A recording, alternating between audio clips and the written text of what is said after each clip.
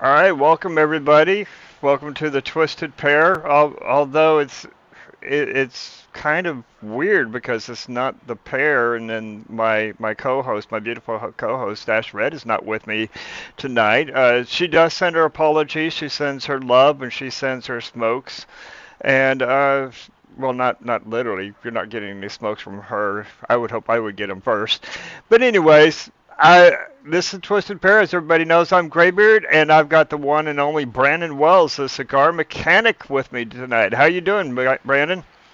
Good, brother. How you doing, Dave? Man, I look forward to this every Wednesday because it's like it's a break. As much work as it is, I mean, and having your own podcast at one point in time, as much work as it is putting these on, it's like I get a break from Yeah, the rigmarole of life and work and everything else. So I'm doing good. good, man. I'm glad to hear it, brother. It's good to see you on the screen here, man. We'll get together soon. Yeah, it's been a while. I think it's been what, 2 years now. Whatever it's been way too long. Feels like it's been an eternity. It has. I'm hoping to make it out to the conclave this year. I wasn't able to make it out last year, but it is within my plans to make it out to the conclave. So Glad to so hear it. you're out in Arizona, right? Yes, sir. How's the weather out there? Have you guys hit 100 yet?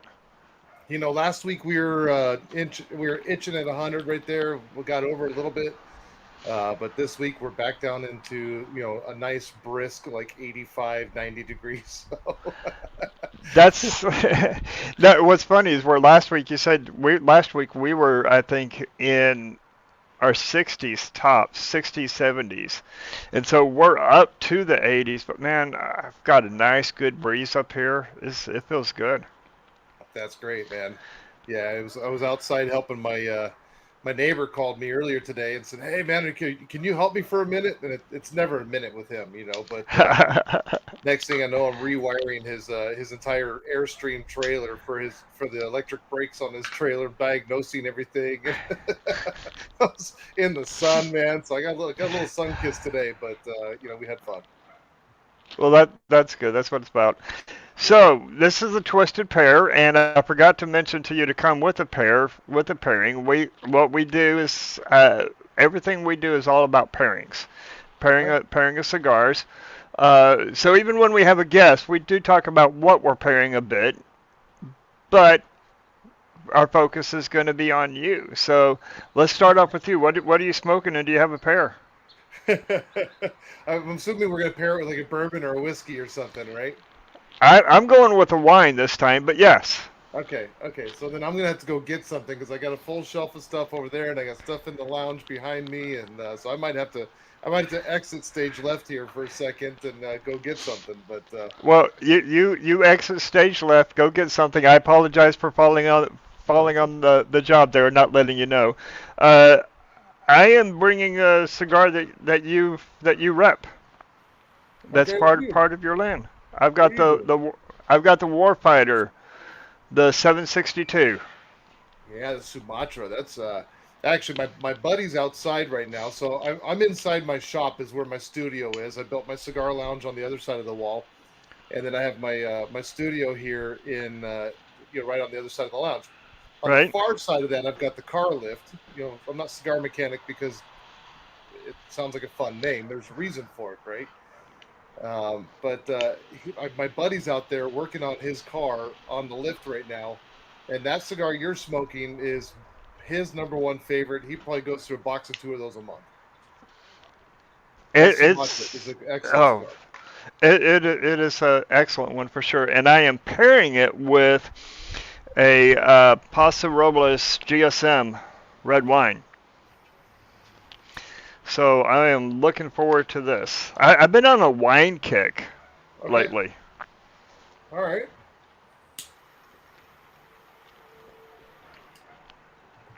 I'm gonna light up right now. I'm lighting up Casa Cuevas, Connecticut. Oh, Um, that's a good one. Yeah, I haven't smoked a cigar today. Surprisingly, normally I'm probably on about my fifth or sixth one by this point, but I haven't smoked one today because been just on the phones and working and been underneath trailers and all that stuff. So it's like now here I am. I'm finally getting to light up, and my first cigar, and mostly what I smoke is Connecticut's. But the Casa Cuevas Connecticut is my choice this evening. Now, So what's leaf is that? What seed is? What's the wrapper? this is a Ecuadorian Connecticut. Is Yeah. it Habano or is it Sumatra or the broadleaf? No, this is just a Connecticut, just a straight Ecuadorian Connecticut.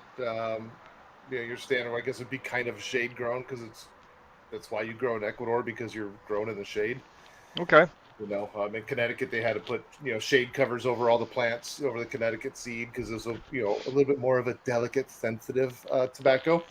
And so in Ecuador, they get about 260 plus days of cloud cover in that region where they grow this every year. And So this is essentially a natural shade grown. Yeah. It's And about that's a the Connecticut shade grown seed is a hybrid off of the Sumatra itself. yeah, that I don't know. That I do. Okay, well then I, you're way much more intelligent there than I am. well, and what's funny is I found these old articles from back, I think they were back in the 1950s, as I was doing some research because I was doing a tasting, and I wanted to talk about the different types of seeds because as we're doing pairings and flavor profiles, that what the leaf is, what it actually is, plays a big part into it. And I knew that there's no seed that's specifically called a Connecticut, but there's the Connecticut shade grown, there's the Connecticut broadleaf, and the broadleaf is a beautiful, nice big one. The broadleaf is a hybrid off of the Criollo. And I found these in these I mean these are like PDF files where you could tell that someone had scanned in aged old paper Okay. because of the way that the paper had its coloring and such on it. They didn't have the PDF files back in digital back, and I want to say it was 50s. It may have been earlier than that, but anyways, I was reading through it, and it had talked about how the tobacco farmers in Connecticut had gotten a hold of Sumatras and Criollos, and then created these hybrids for their terroir in Connecticut, and that's why they're called that. I was fascinated by it. That's interesting. I was nerding out. I was gonna say you're the guy that likes to nerd out on that stuff. I'm the guy that lights it and goes, I like it, I don't like it. It's like I'm not the guy that pulls out all these notes and I got these cocoa notes and fatty tuna and whatever else like people find in cigars that are these obscure chamomile tea. Like I don't find these things in cigars. Yeah, I just find them either good or not good. Well, when it comes down to it, that's all that matters, right? Right. Do you enjoy it? Like I mean, Yeah. Do you enjoy it? Yeah. and some people enjoy nerding out on it, and that's okay. There's nothing wrong with nerding out on it. I'm just not that guy. What's the blend? I don't know. It doesn't matter. I enjoy it. Like it could be dark I, turn and tonic, and I like it. It doesn't I, matter. right, right. Well, do you want to grab yourself a drink real quick, and we'll get into some talking Yeah, and some questions? I'm actually kind of thinking about a rum, man. I'm looking at Diplomatico or a Zacapa, and I'm kind of leaning towards the Diplomatico. That Diplomatico, I mean, yeah. Unless it's the Zacapa 23, then I mean, the Zacapa 23 is my default. Well, of course it's the Zacapa 23. Is there any other Zacapa? There it is, but there shouldn't be. I think I might go here. I'll go grab that real quick. I think I might go with that Diplomatico to start off. I'll be There you right back. go. All right.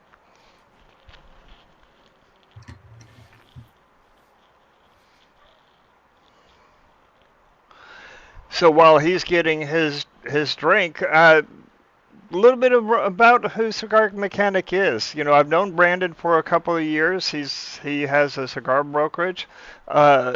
He revs a number of cigars, so we're going to get into talking about that, how he got into it, what it takes to become to build that kind of a business.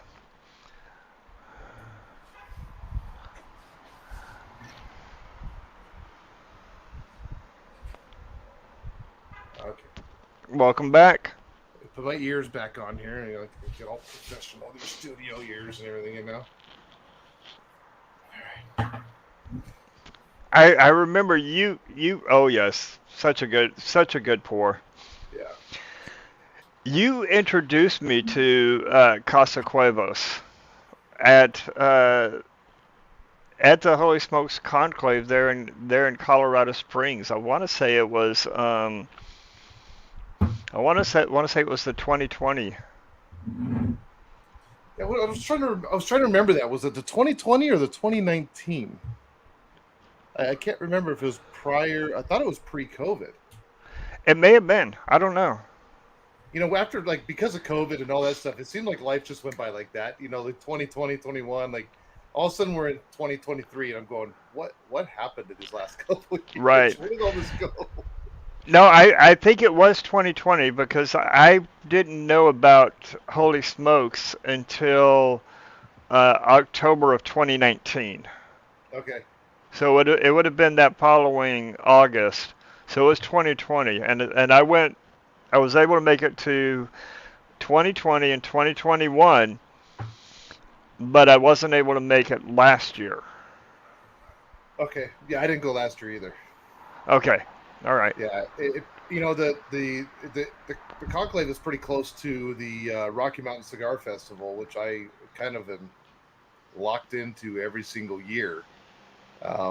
Just simply because I run one of the booths or help run one of the booths there. And then now I have 3 brands that are there every year. So it's that little close proximity, to be able to back up there again. But I'm going to try to make it happen this year.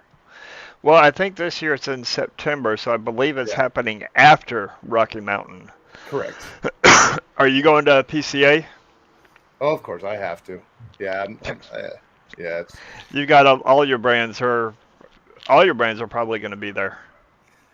All of them are going to be there, absolutely. And it's funny. I feel like I've been talking about this a lot lately, like reflecting back, 20 years ago when I started smoking cigars, and just getting to meet people like back then it was Rocky Patel, Dr. Alejandro, Jonathan Drew, like meeting these guys that were up and coming. They weren't what they are today. And being so excited to get to meet these guys and just thinking about an opportunity to go to like a PCA. Back then it was RTDA. Yeah. But thinking about going to these events and getting all like giddy and excited about anything that was happening with cigars and getting to meet people. And now it's kind of like, crap, I have to go to Big Smoke. I gotta go to Mountain Cigar Festival. I got to go to another one of these things.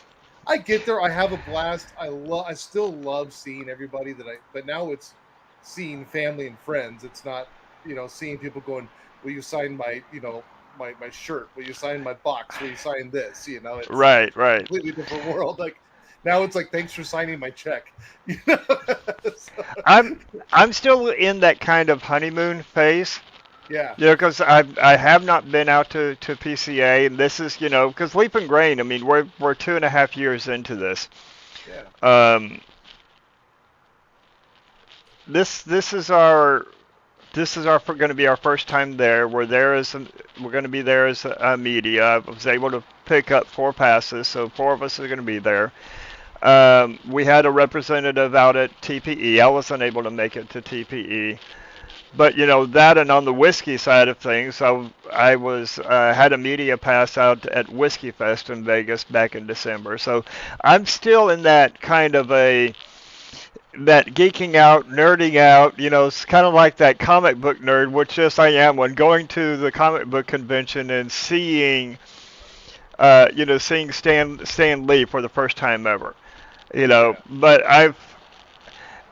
But with the exception of that, I've met all of the big names in the industry. Now it's a branding, it's a marketing, it's a growing growing our business, which is eventually going to be my retirement. Retire away from corporate America and do this.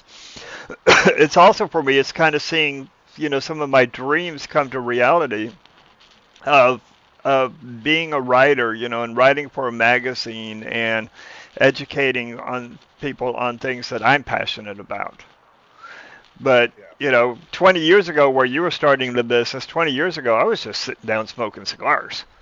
Well, and that's what I was doing 20 years ago too. It's yeah, I started my business what 6 years ago, I think it was. Oh, Back okay, in okay, 18, 5 years ago. It's been 5 years. I don't even know. But the first PCA or when I went, it was called IPCPR. They've had a lot of name changes, but when I started smoking, I'd heard of RTDA, which was the big show, right? That's not for consumers to go to. And back then, it was actually really hard to get in as media. Like pretty much, it was only Half Wheel and Cigar Aficionado that went there. Um, and then now it's become a lot more media friendly. But then they went to IPCPR, and that was the first year that I got to go to the show. And I had become friends with um, Spencer with what was it? HR Cigars. okay. So I would go with him, and I helped out and helped to sell at the booth and worked the booth there, right? So with Hiroshi Rabina and and Spencer Drake and all these guys, and hanging out, smoking cigars all day long, and just talking about the brand and writing orders. Like that's what I did all day, right? Uh, Terrible life, rough one. Yeah, then the next year I'm going as a broker. Like all of a sudden now I have a cigar company and I'm representing brands and I'm going as a broker. So it's just that progression has grown very quickly. So you hear a lot about, at least on this side, because I have mostly reps, cigar reps that are on the show. Yeah. We've had a couple of actual, names. We've had, Sebastian from Cavalier. We've had Noel. We've had Osak. Okay. We've had some. We're pretty much boutique. Here in the DFW area. So we've had a lot of those on there.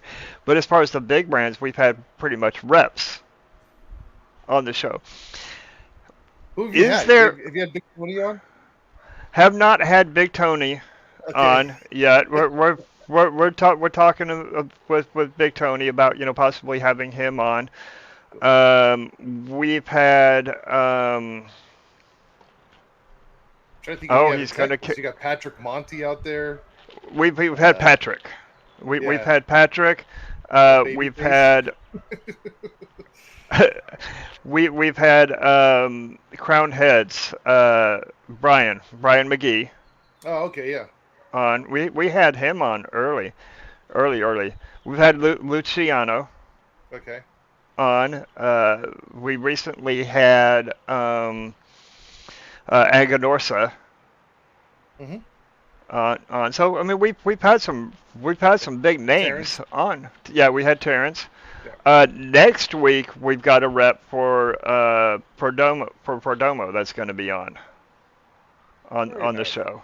So I mean, we've had some big names on here, and just from the different events that I've been on and different podcasts that I've been on, I've met Rocky, and I've met Nick, and I've met Carlito, and I've met all of the big names. Haven't met anyone from the Padron family. That's on my bucket list. Okay.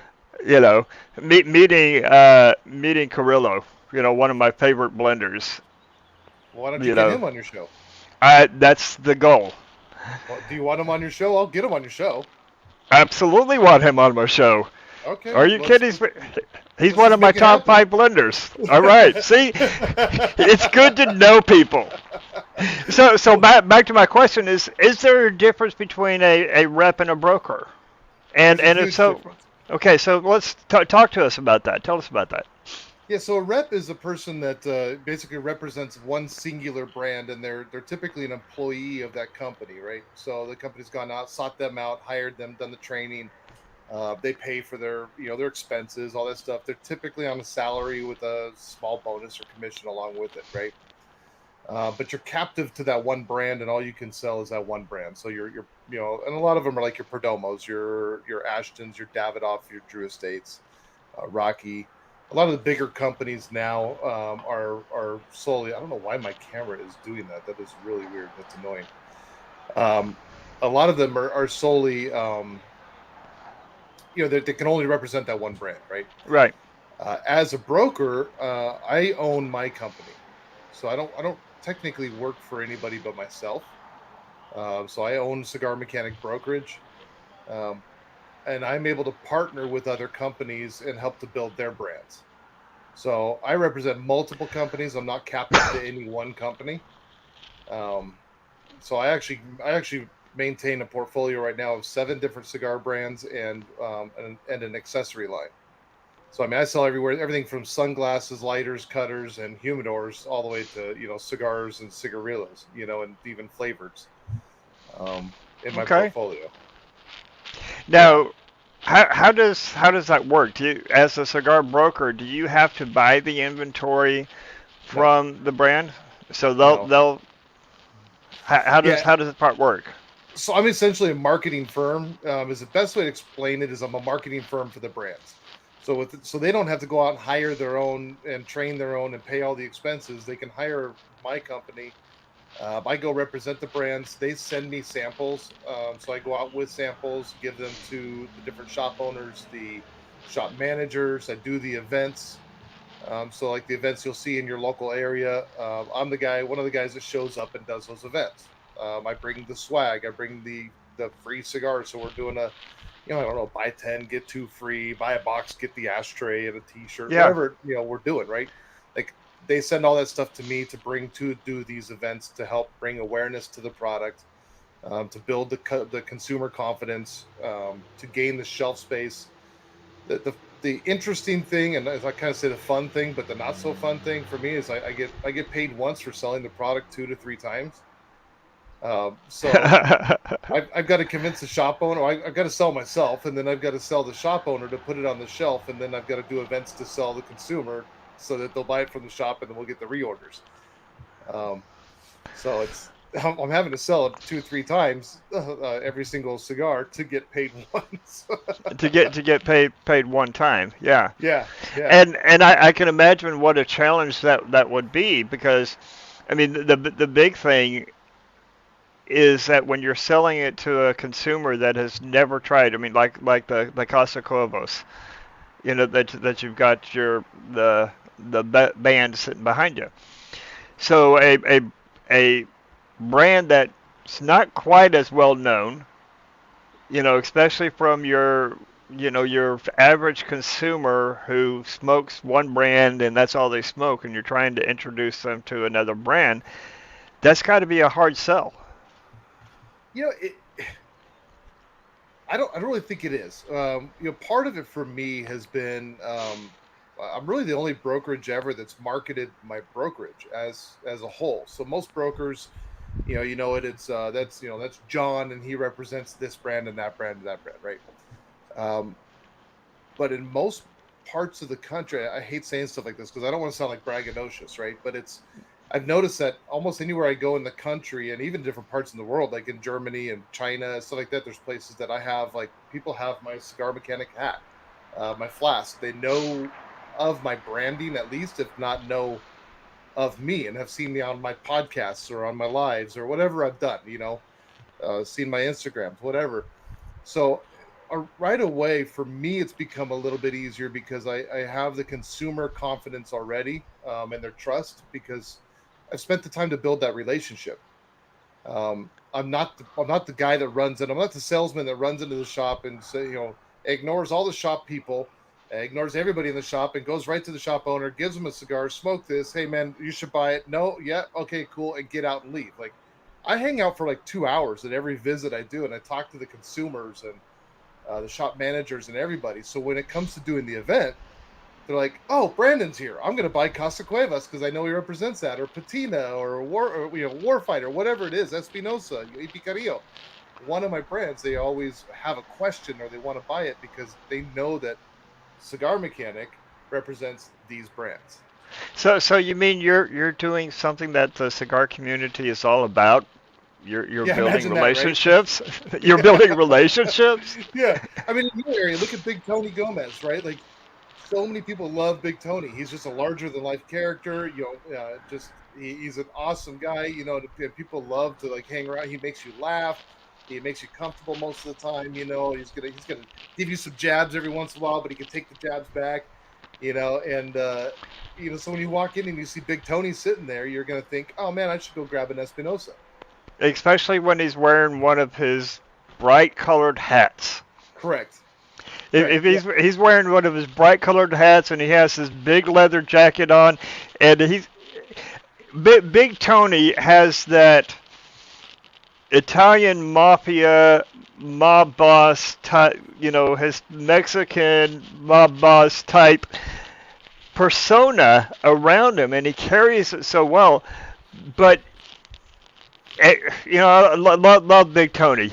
Every time I see him, it's just people are drawn to him because of his personality is just big and upfront, and I get that, and that draws people in. And it's his character, and you know what? And the thing I love, and I mentioned Tony because he's in your area, right? But Yeah. people know that he's genuine. I've sat there where I've gone into some of the trade shows, and Big Tony looks at me and he's like basically threatening to kick my backside, and but I know it's all in good fun and it's a jab. That's kind of like our game we play together, and it's a lot of fun because at the end of the day, like I could. He could say something like that to me, and I could look at him and go, you know what, man, I'm just having a really bad day, dude. I'm not in the mood. And he'll switch right away and be completely genuine about actually caring about you and say, man, hey, how can I help? Oh man, I 100% agree. Come across him, and he and I will have our jabs back and forth, and we'll, in play insult each other. Yeah. But when the event is over, we're giving each other a hug and saying love you, brother, and where you going to be at next, where you going to be next, and it's like, man, I'll see you over there, or I'll have to catch you next time. Yeah. You Yeah. know, Eric and and Jamie were two reps that were out here. And as I was kind of growing up in the cigar world, Eric and Jamie were two people that I would go to any of their events. If I knew they were doing an event somewhere, and they did My Father, and then they did EP Carrillo for a little bit. But if I knew they were doing an event, man, I would be there. Just because Eric is like the soulless ginger that you can pick on, and his wife Jamie is just a sweetheart, but she can give it to you just as well as you can give it to her, man. But they were just genuine good people. As a matter of fact, when I started my brokerage, they're the people I reached out to and said, hey, man, what do I do? Because there's no book for this. I don't know what I'm getting into. I have an idea, but what does this look like? And they're the people that really helped me to get things started and on the right track. so what were some of the tips that they gave you on getting started? Because I've had a number of people. In fact, I've got a buddy of mine who reps a cigar, and he's been talking about wanting to start his own brokerage. I And think I know who you're talking about. you probably do. You know him. I have an idea who you're talking about. Goofy little You, character. yes he is. Yeah, Yes he is. I know exactly who you're talking about. It's you know, it's funny when I started representing Espinosa, Jack Tarano says, and this is before Jack had to go and do a territory on his own because the bro he got sick, so he had to go run the territory on his own. But he goes, man, you guys have an easy job. All you have to do is show up and don't be an asshole. And I said, well, I at least show up, so I got part of it down. The second part I can't guarantee. Um, but really, like when I started, the first thing I did is I sat down a lot with the shop owners that I already knew. And, I'd been from Cigar King for a while. I knew Paul Booz at Big Sticks. I knew the shop owners, managers. Because I had traveled around and gone to these events, and I'm just a person that kind of talks to everybody, so I got to know people, right? Yep. Uh, so when I started off, I feel like a little bit of a heads up just because I already knew a lot of the shops. I wasn't walking in blind. And a lot of the shops would look at me and they were just like, man, congratulations, dude. Wow, man, I'm so excited for you. And I would just ask them, think of the absolute worst rep or broker you've ever had to deal with. And I don't need to know their name. Like, please don't tell me. I don't need to know. But what are the top 3 things that they did that just annoyed the living piss out of you? I sat down and I said, okay, who is the best broker you ever worked with or rep? And what are the top 3 things that they did that made you choose to pick them? And I got that feedback from multiple shops, and all of them wanted to help because at the end of the day, the better I am for them, the better that we all work together, and the more we Right. all, you know, grow together, right? Um, so I really gave them the opportunity in the beginning to give me that feedback, and I think every territory is different. But I will tell you this, and this holds true with any business I've ever been in, right? Is to always be honest. Maintain your integrity. That's the number one thing. You say you're going to do something, do it. And I mean, like, if you say you're going to be there at 10 o'clock and you're running late, shoot a text over. You're going to be late. Like, that doesn't mean like you ruined your integrity because you showed up at 10:30. It's like, You may or I don't know if you saw my Facebook post a couple weeks back, but I was talking about that very thing where I made a post that maintaining your integrity is not just about keeping your word. That's a big part of it. But more importantly, it's about maintaining those expectations because life happens, and when you can't maintain an expectation on it, then that's going to damage your integrity. yeah, yeah, yeah. So, I always like to undersell and over deliver. mhm. There's been shops I've been in and they want to order, remember vividly, I was with Luis Cuevas from Casa Cuevas Cigars, and we were down in Tombstone, and there's a sweet couple down there that runs a shop, and she wanted to order, I think it was like 5 or 6 boxes, 8 boxes, something like that. She wanted to order just like what seemed like a ton of boxes for the size of the shop she was, and in all the lines. So she's like, I want to say it was like 6 boxes, right? Let's just go with that number. And she's like, I need 6 boxes of the Connecticut and 6 boxes of Habano and 6 boxes of Maduro. And like, so we went through the whole thing. I wrote it all down and I just looked at her and I said, I don't think that's right. Oh, do I need more? As Miss Suzanne, we have this all in stock and we're not running out of stock. So why don't we just do 3? I think you're ordering too much. Let's cut this in half.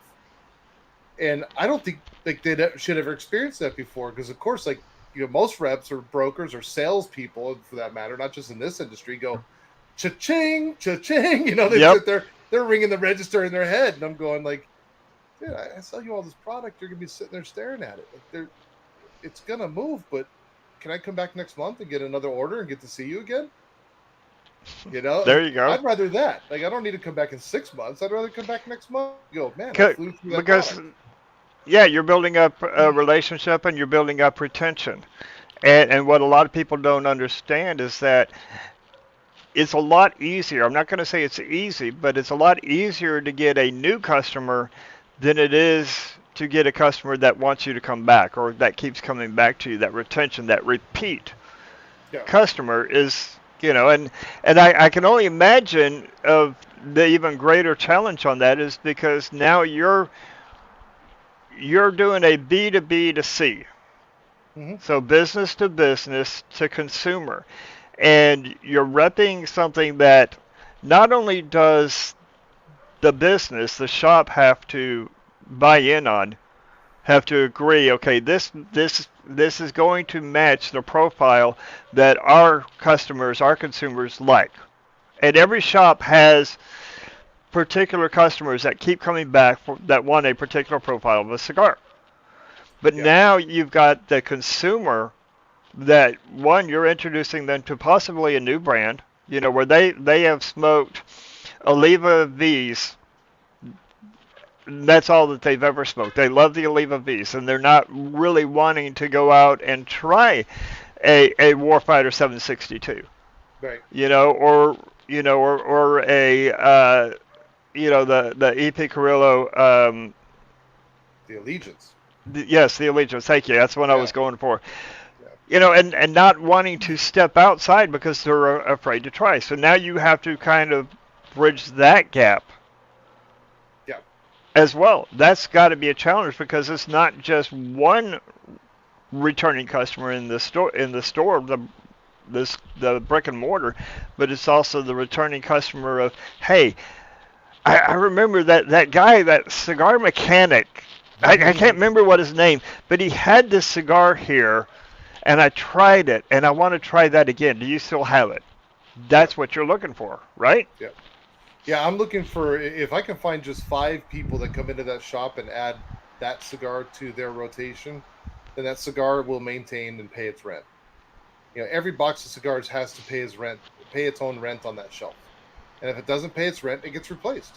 And so, how do I find just 5 people? I mean, and that seems so simple, but really, it could be an uphill battle because tomorrow there's another event for another guy, and they can forget all about your cigar at that event. Um, so, how do you keep that relevant? Right. What kind of a related question, but something that's been curious in my mind. I go into some shops to where I will see every single facing for a brand that they possibly have. Hmm.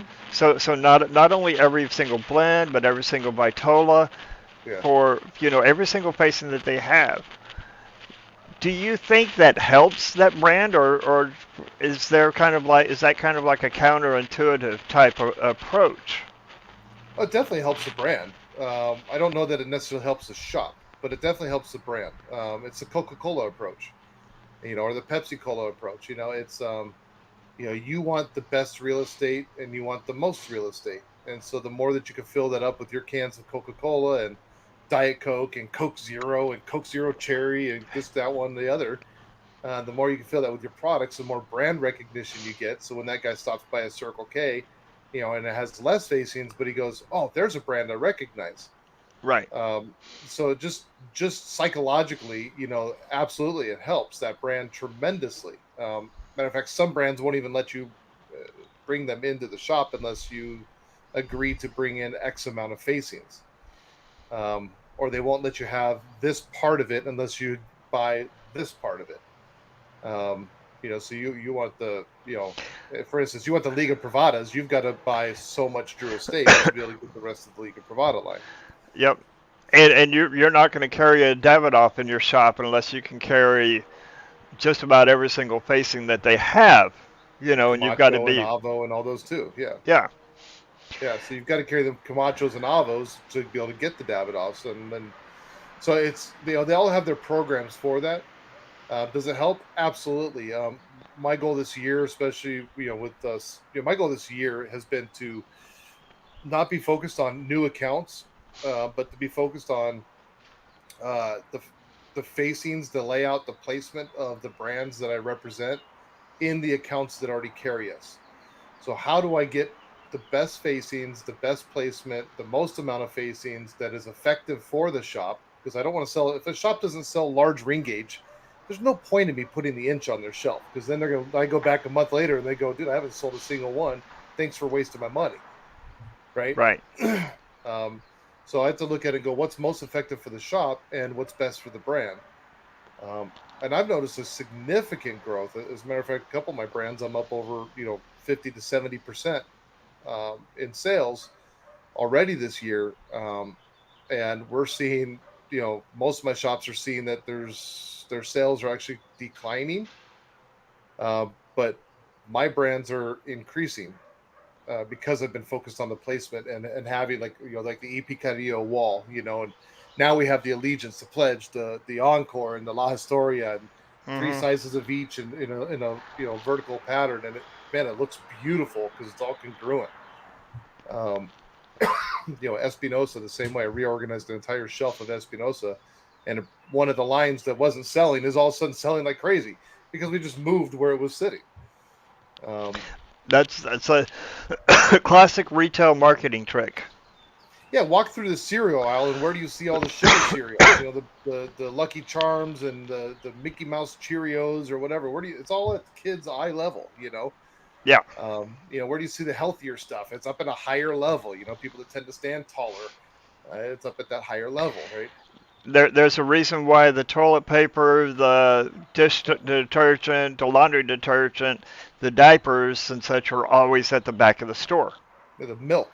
You've never The seen milk milk. at the front of a store. No, Never. you'll never see milk at the front of the store, No. but you'll see bread at the front of the store, and then right next to the bread aisle you'll see the Suzy Q whatever Yeah. treats and such. It's for that very reason what you're talking about of product placement and merchandising. Hmm. Yeah.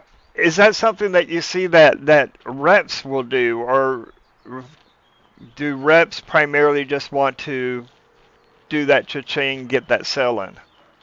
No, I think any good rep or any good broker is going to be fighting for the best spot in the shop.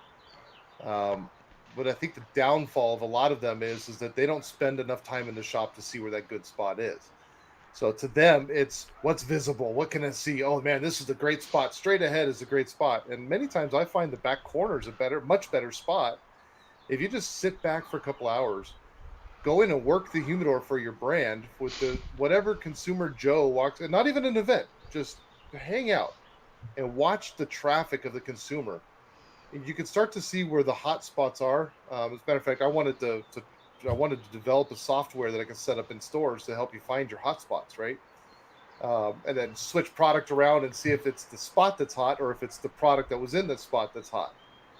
And really gain a lot of that data. But man, I could sit back and just watch, and I would find these little spots that no other rep really fought for. So it's easy for me to get, but because I spent the time in the store, it was like, and that's the hottest place in the store, just because everybody wants to go to this corner where they're not seen, to make a decision without being judged, Hmm. versus being right there in front of the window where everybody wanted to be, but you're being judged because everybody can see you.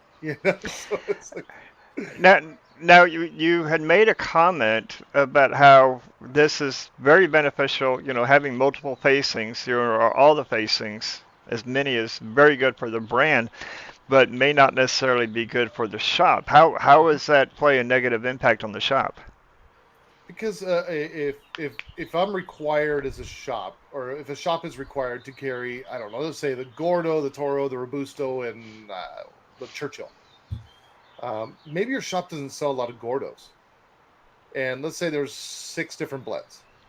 So you got 4 facings of 6 blends that's taking up 24 spaces on a shelf, and 6 of those spaces just aren't selling, and maybe another 6 are they're selling but they're slow moving. And your Robustos and your Toros are flying, but your Churchills, they're doing okay, and the Gordos, you haven't sold one in months. What good does that do when I could put another brand on that in that space, and consume that space with a brand that is moving, that is profitable, that's going to continue to flow? So now maybe a guy goes, I'm going to grab that, whatever, Perdomo Champagne, and oh, next to it is this, Cuevas, Connecticut. I'll try that one too. It's about that placement, and I find that sometimes when you have too much, and I'm noticing a lot more shops starting to pare down. They'll have 5, 6 sizes of a particular blend, and they can pare that down to 2 or 3, and it doesn't slow down the sales of that brand at all. They find themselves ordering the same amount, but they're just ordering more of those sizes and not having to order the other sizes that aren't moving. Yeah, I can see that, especially as a consumer, because I'm on both sides.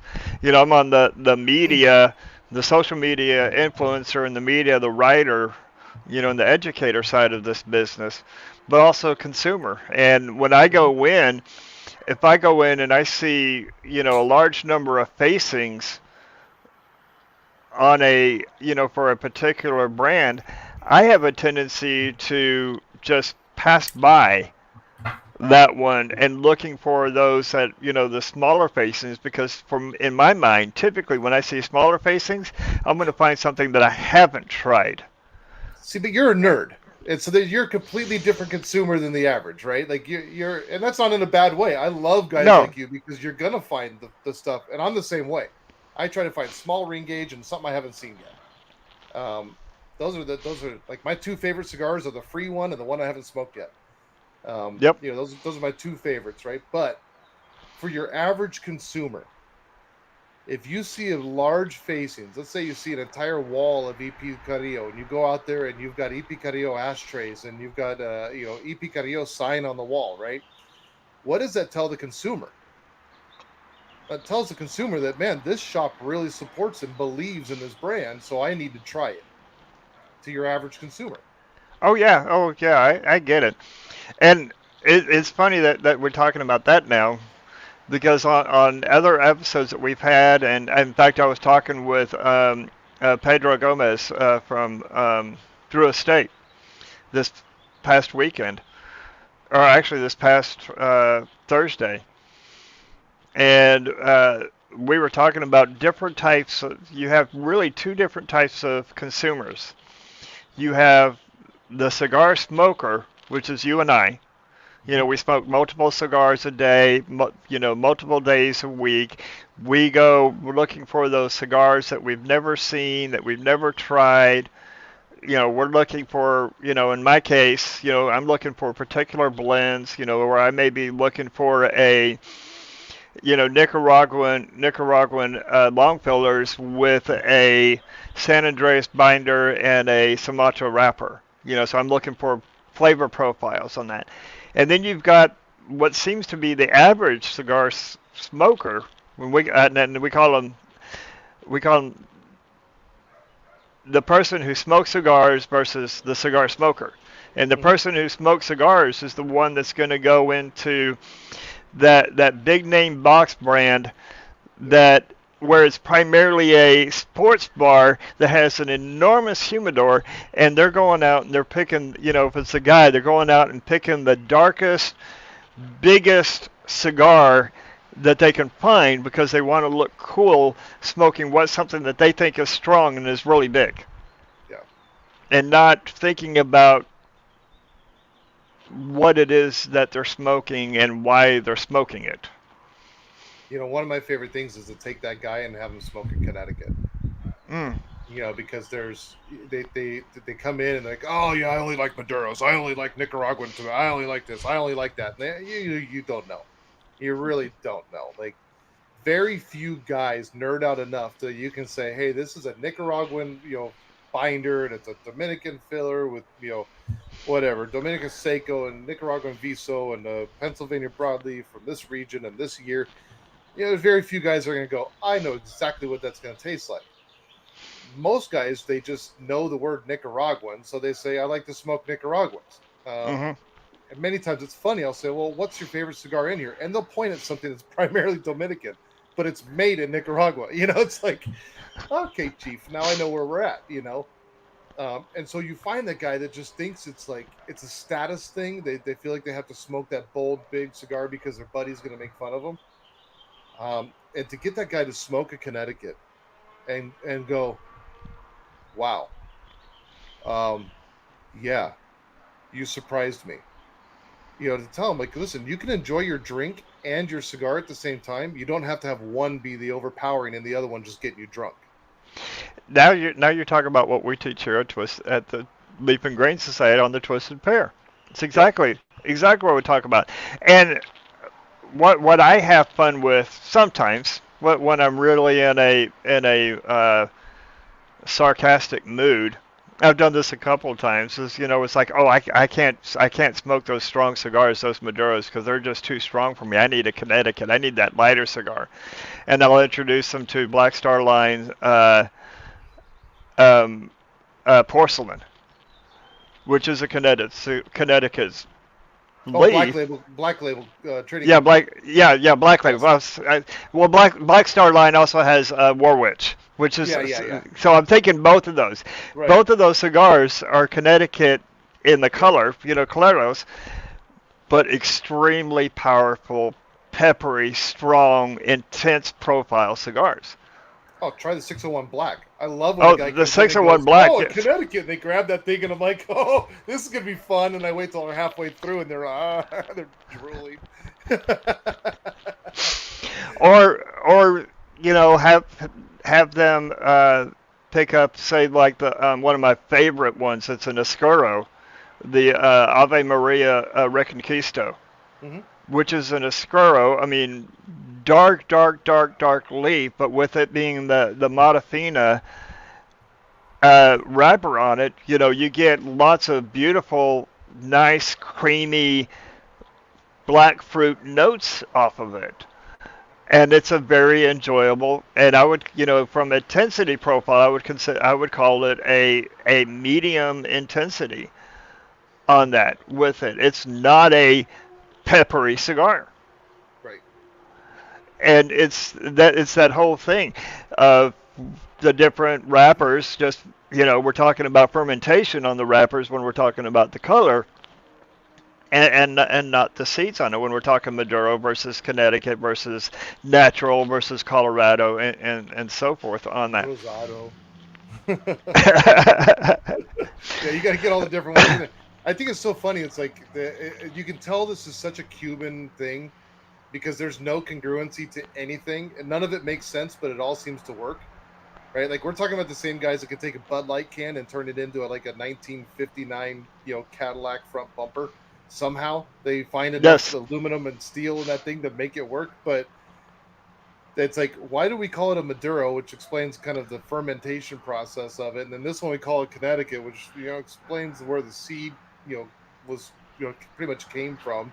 Then this one's a Habano, which explains like every one of the different blends or wrapper leaves explains a different part of the world. Like, why can't we just kind of agree that it's all whatever? This is a Maduro, this is a shade, and this is a calling all by the same process or something, I did a short where I brought out 5 different cigars, and one was a Sumatra, one was a Cameroon, one was a San Andres, one was a Habano, and one was a Corojo, all Maduros. Right. And I had one person come on and who was watching the show, and I asked him, I said, what are these cigars? And they said those were all Maduros. And I said, right, but and it went in and explained the different leaves on those, and then we started talking about the different profiles, and that's I blame the industry for that. Sure. Because the industry years and years and years ago introduced cigars as this is this is a Habano, this is a Sumatra, this is a Maduro. I mean, I love Oscar, Leaf by Oscar, but it's a prime example of it, where you've got a Maduro, which is the Corojo, you've got a Habano, you've got a Sumatra, and you've got a Connecticut. And so 3 of them actually talk about or 2 of them actually talk about the actual leaf that's in it, and the other 2 don't mention anything about the leaf Right. that's in it. Yeah. 4 Yeah. different cigars. That's the cigar that I call the tamale cigar, by the way. Yes. Everybody's like, "Do I smoke through the tobacco?" I'm like, you could. It's not going to be a pleasant experience. You could. It's going to be dry. It's going to be very dry. But you could. And if that tobacco was any good, they wouldn't have used it as a wrapper, over the top of the cigar. Like, they wouldn't have used it as packaging. They would have used it for the cigar. It would have been a double wrapper or a double binder. Correct. Yeah. So, from the marketing standpoint, marketing and the business standpoint, understand that that you represent yourself to the brands as you're their marketing, you're their brand marketing representative, and you're bringing them on as a client. Talk a little bit about your sales process of how when you want to bring on a new brand, how is it that you go about showing them what it is that you can do, and and to bring them into your portfolio. I've been really blessed in this business.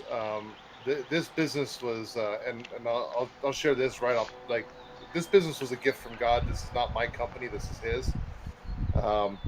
And so I've trusted Him the entire way. And I feel like He speaks to me when I'm talking to different brands. I can and it's not like I know some people, like the non-believers or the newer Christians or whatever, that are maybe listening, but they hear like God speaks to me. It's not this, oh, and the light comes down and my son. It's like, it's not this thing, right? You are going to start repping Padillo. Yeah. Tomorrow you will get a call from Espinosa. Take on the brand. It's not anything like that, right? But you can feel it in your gut, and I do spend time in prayer about it. A big part for me is like to answer your one question is, how do I kind of pick my brands and decide who to work with? I have a conversation. I feel like they interview me as much as I interview them. I want to hear. I ask certain poignant questions that are leading questions to facilitate a certain response. And if I don't get that response that I'm looking for, then it's not a brand that I'm looking to work with, because it tells me an underlying integrity and an underlying intent. I truly believe that every brand I represent, no matter how big I grow their company, they're still going to stick by my side. One of the biggest fears of a broker is that I build a brand to a certain size, because it happens all the time. We build a brand up and then they go, oh, thanks for getting us to X amount of sales in the year. We're going to go hire somebody in house because it's cheaper for us. Yeah, and so I might pick up a brand that's doing, I don't know, 100,000 a year in sales, and we grow them to 1 million, and they ditch you. And it's like, I just did Yeah, all this work. I'm finally getting paid for all my hard work, because it's like, yes, I get checks, but all the hours we put in, you get paid in the future for that as the company grows with you, right? Um, so that's one thing, is I really, from the beginning, again, something that differentiates me from other people is I actually turned down a lot of large brands, because I just felt like the integrity and the intention was not in alignment with mine. One right. of the questions I ask myself as I'm talking to somebody is, or meeting with somebody, is, would I like to spend a week in a car with this person? Because they'll come ride with me to visit accounts, and we do events together for a week. Is this person going to embarrass me in my shops, or are they going to be, edifying to my character as much as I am to theirs? Is this a true partnership? These are the questions I ask myself. Um, as far as how I get the brands, Casa Cuevas was I started my brokerage with United Cigars and Casa Cuevas, and really it was a meeting with United Cigars that started the whole thing. And it was, like I said, it was a total God moment. It was just, this is where you need to go, this is what you're going to do. And I told that story on Holy Smokes podcast, right? Um, but when I brought on Cuevas, the way that they handled it, man, they came out and spent 2 days with me. The previous rep that had them said, "Good luck, nobody wants it." So they got rid of that rep or that broker, and they decided to hire me. They said, "We're giving you 2 days because we came out for 5 last time, and it was a waste of our time." In 2 days, we opened like 5 accounts and sold something like 120 boxes and did a sellout event. And this is my first like launch into being a broker, and they're like, "Holy crap, who is this guy?" And we're walking into shops getting hugs and congratulations from shops they walked into previously with like, "Oh crap, they're here."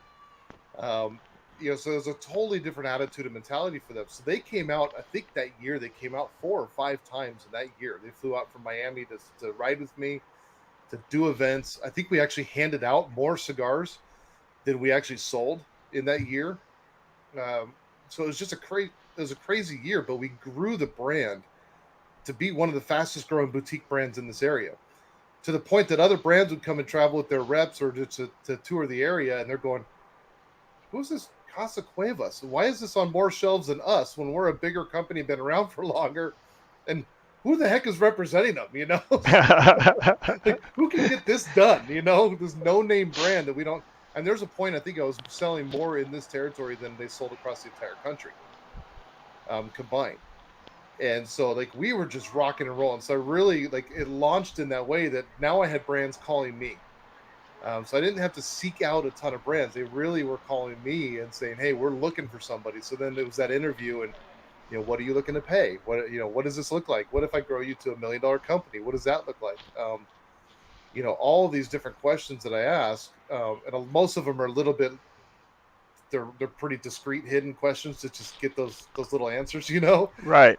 They're not as blatant, because I want to trip them up, and I think they should trip me up, and find out who you truly are before we get into a partnership together. So there's I, there's a lot of them I had to turn down.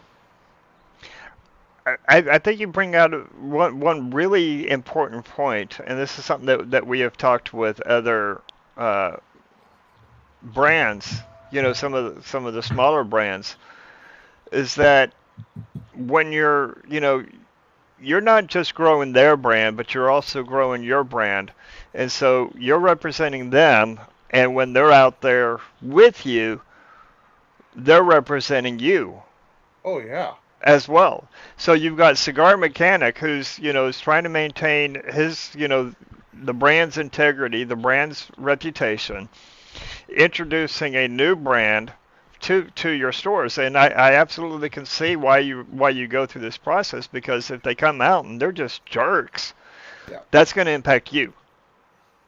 100%, and it's going to impact the other brands that I represent. Absolutely.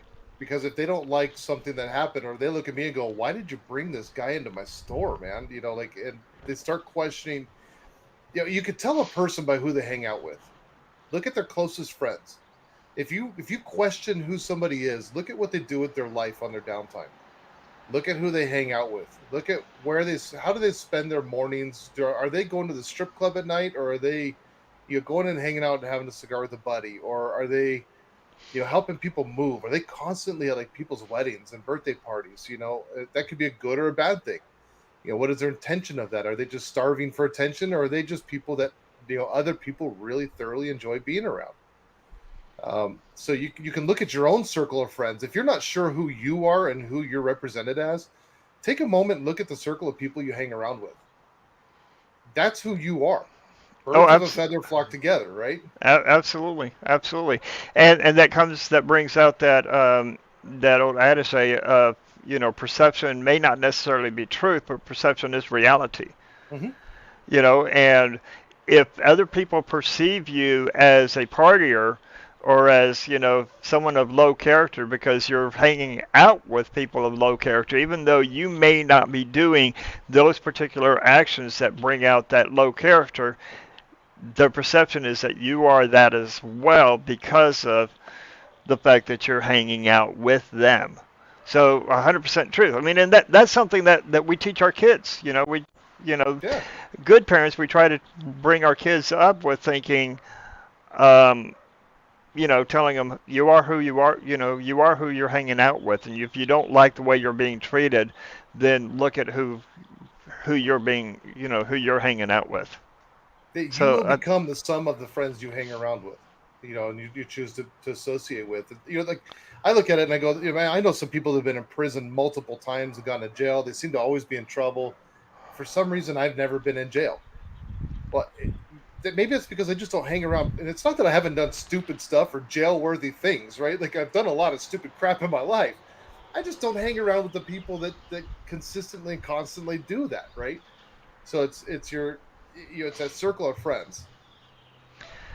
so this is Chris Coulter. He's a good friend Chris. of ours, and we always ask our viewers what are you pairing, and so he's pairing the CAO Vision 2022 with some sweet tea.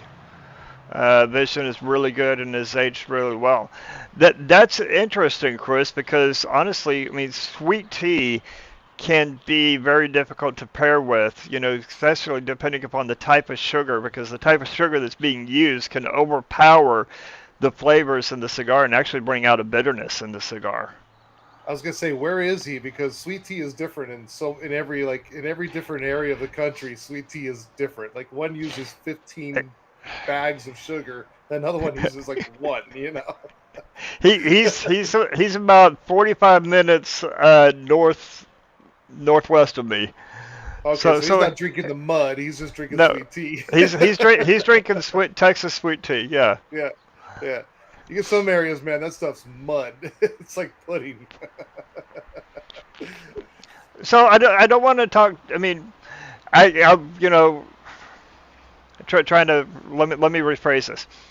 In talking about who Cigar Mechanic is, we also need to talk about some of the brands you rep.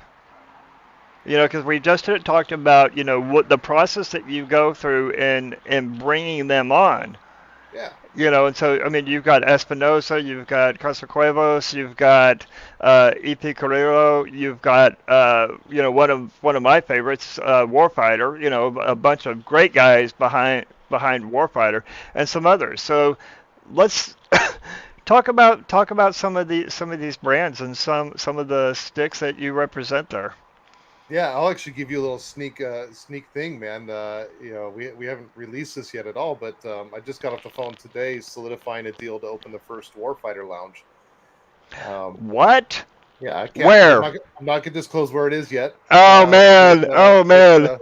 it's within my territory. I'll tell you that. Okay. It's Okay. it's it's not gonna be far from the conclave. But we will be opening our first Warfighter lounge, and it should be June 1st that should be opening up. We just solidified that whole deal today. So Um, Congratulations. That means I've got a road trip. We'll yep, have to do a road trip and plan a leaf and grain event out there.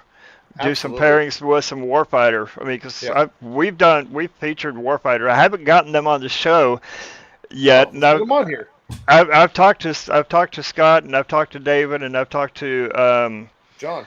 John. Yes, John mostly, and it's like they're always saying, yeah, let's do it, but it's just one of the things that we have a hard time with, and understandably so. So right after the first of the year, all of the brands they're planning for TPE. They're planning on what they're going to bring out to PCA. And what's the new limited edition or what is that they're bringing out to introduce at PCA. So we have a harder time getting them on at the first of the year, and then once we hit the April, May, June timeframe, things are starting to relax a little bit. Yeah, PCA is coming up in July, and we'll start being able to getting some of them on. But We yeah, can get I whoever love you that. want anytime, man. Just you know me, dude. Reach out to me, dude. Well, we'll get them on for you anytime. I don't care when it is. Tell those crybabies to stop, and they can spend a couple hours with you, man. You know what? You know what Nick told me. Huh. So I walked in. I love this story. So I walked into Michael's Euless, which is actually it's just like I could walk to Michael's Euless in less than 5 minutes. Okay. Um, so I walked in and Nick was there, and he goes, "Hey, Graybeard," and it's like, "What's going on, Nick? What you got for me?" And he pulls out this cigar, and it was one of his 20th anniversaries. And I asked him, I said, so what's the leaf on this? And he goes, "Well, that's a Maduro." And I looked at him and it's like, "Come on, Nick." He looked at me and started laughing. He goes, I should have known better with you." And he said that's a it's a proprietary Corojo seed that they've been working on. And smoked it, and he said, so what are you going to pair it with?" I said, "Well, now that I know what leaf it's actually got, I know what I'm going to pair it with." So I went and just did a rye old fashioned with it, which paired beautifully. Yeah. And so I asked him, I said, "So when are you going to be on my show?" And he goes, "Are you on YouTube yet?" And I said, "No, because we were just doing Instagram at the time." And he goes, I said, "No, not yet." And he goes, "As soon as you get on YouTube, I'll come on the show." So Okay. now I got to reach out back to him and say, "All right, you told me this. I'm on YouTube now. Let's Yeah. do this." Yeah. Yeah. You let me know who you want to get on when you want to get on, man. We'll make some phone calls because a lot of these guys. I'm not saying like I'm some big shot or anybody. I know anybody, but like we when we had Down to the Nub podcast, man, there was never a shortage of guests, and these guys, they know the impact of jumping on the podcast and on these shows with you guys, and they have a blast, man, and I know when we did our show, we really try to make it, we talk about the cigars, but these guys talk about the cigars all day long, man, and we talk more about the family and everything else other than the stories they've already told 400 times, right? Right. um, yeah, When we want that's the way we are. We want to talk about the cigar, but we want to talk about the person that's behind the cigar. yeah, I want to talk about the person that's behind Cigar Mechanic, which is a great segue on it. So now I want to talk about, how did you come up with the name Cigar Mechanic, and who is Brandon Wells? Who is he when he's not out representing his brand or the brands that you're representing? so the name came up in 2000, April of 2016. I owned a mechanic shop, Big B's Family Automotive. Everybody called me Big B at the time, so and a lot of my friends still do. So it just was fitting, Big B's Family Automotive, and I was kind of forced into that business. But I noticed that I was running multiple Instagram pages, and I did not have anything that was just what I really enjoyed. Like I wanted a place to post my cigars and what I was smoking, and so I just thought, hey, cigar mechanic, and typed it in, and lo and behold, it was available. I'd totally forgotten that way back in the day, it was really terrible humidification product that had been on the market, but nobody had taken the name Cigar Mechanic, and so I got it.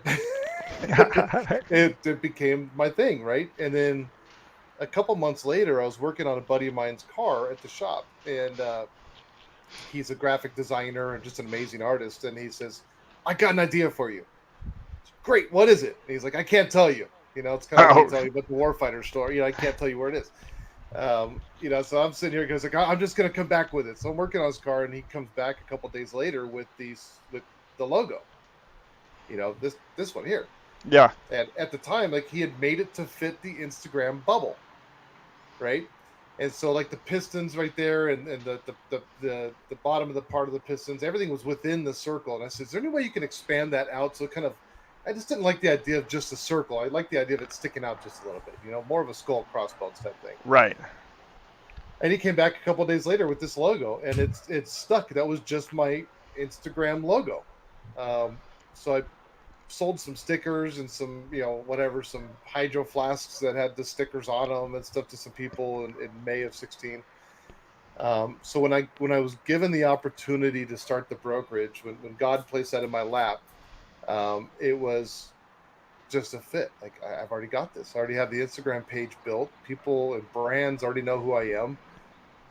Actually, Crux was really cool, man. I was building my cigar lounge, and they saw it, and they're like, "Whatever you need for the lounge, reach out to us, man. We'll send you stuff." Like, because I had won some contests for photo contests with them and built a relationship with them already. They'd sent me some cigars and stuff, and just really good people. And I wasn't building a man cave, so I didn't need posters and all that kind of stuff. So I was like, "Yeah, thank you very much. I don't. If you want to send me some rocks glasses or something, but I don't need posters, right? Like, I'm not doing that kind of a lounge." But it just kind of grew from there, and then it became my brand when I started the brokerage. It was a very, very easy transition to already have that and be known. For myself, I've always been a cigar smoker. I had a little group of guys that we always got together. We had mechanic shirts with our names on them and patches everywhere. You kind of got to put whatever patch you wanted on your shirt. We'd go to all the events. We got together every Sunday night and smoked. And just hung out, brotherhood, men being men.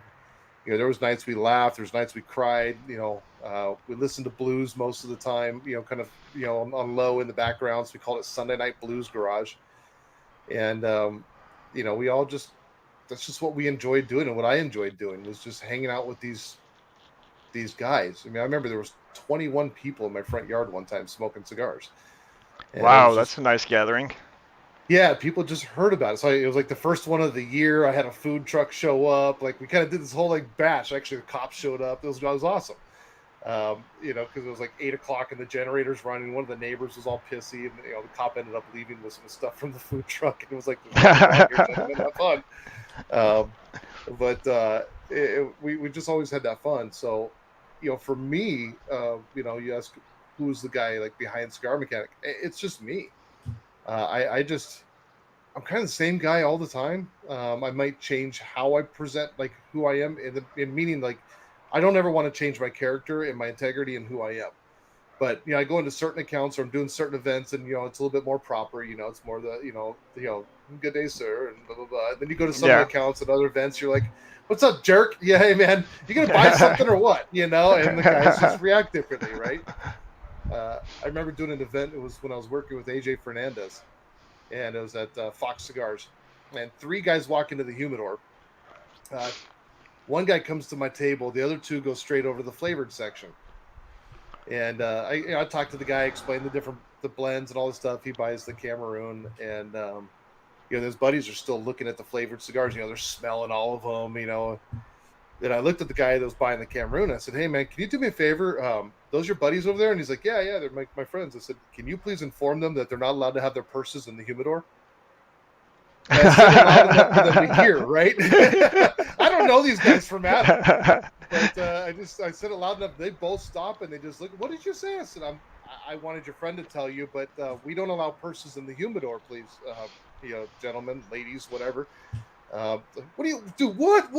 Guys, right? They get all offended, and I just saw you in the ladies section, and I didn't want to assume. So if you want to go over here, there's men's cigars over here. You're shopping for women's shoes over there, buddy. I don't feel like being Al Bundy, so we're gonna sell you men's stuff. And those guys both came over and they bought cigars. They laughed, they joked, they had a good time. And they bought AJ Fernandez non-flavored cigars for the first time in their cigar smoking career. That's awesome. I think my favorite meme is the one I've seen it with a couple of different actors, some of the man actors, and it says, "Oh, you don't smoke cigars? Well, happy Mother's Day." Yeah. Yep. Yeah. So I just like to have fun, man. I just enjoy laughing. I enjoy smiling. I try to just, over the past few years, I've really made a lot of life changes where I just realized that things just aren't as serious as they need to be, and things that I don't take serious are a lot more serious than I thought them to be. Um, I grew up as a kid listening to Zig Ziglar. I didn't listen to Led Zeppelin or Snoop Dogg. I listened to Zig Ziglar of all things. Like, you got to have goals, and it's Yep. like I hear that voice ringing in my head all the time, and he talks about integrity and sales and just being a good person and doing the unthinkable. The bumblebee tie tack. The bumblebee, by science, a bumblebee can't fly. Its wingspan is not large enough for its body mass to get off the ground. And he's, I remember saying, like, the bumblebee doesn't know he can't fly, so he goes ahead and flies anyways. And it's like, it's taking on those like challenges, and I love those things, like learning and growing, and doing the things that people go, there's just no way that you can do that, or how can you do that? I love that metaphor Yeah. with that, and I do a little bit of life coaching on the side, and one of my clients, he's a great young man. He's stuck in his head, and I tell him, it's like, look, you've got the tools. You know what the tools that you need. You've got the tools. You've grown them to get out of your head. The only one that's stopping you, you're afraid of failure. Well, your fear of failing is what's actually going to cause you to do what you consider failing, because you're removing learning opportunities, you're removing growth opportunities, because you're paralyzed by this fear of not being, of disappointing someone. Yeah. So the only person that you're going to disappoint is you. Yeah. And the only person that's stopping you is you. It's like the only person that could have stopped that bumblebee from flying is the bumblebee of going, there's no way I'm going to get off of this flower, because my wings aren't big enough, and then that bumblebee's going to be stuck there and it's going to end up dying there.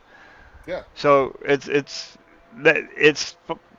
so much in life we prevent ourselves from doing what we want to achieve, not our surroundings, not our environment. Sometimes I feel like I'm too stupid to realize that I can't do something, so I go ahead and do it anyways.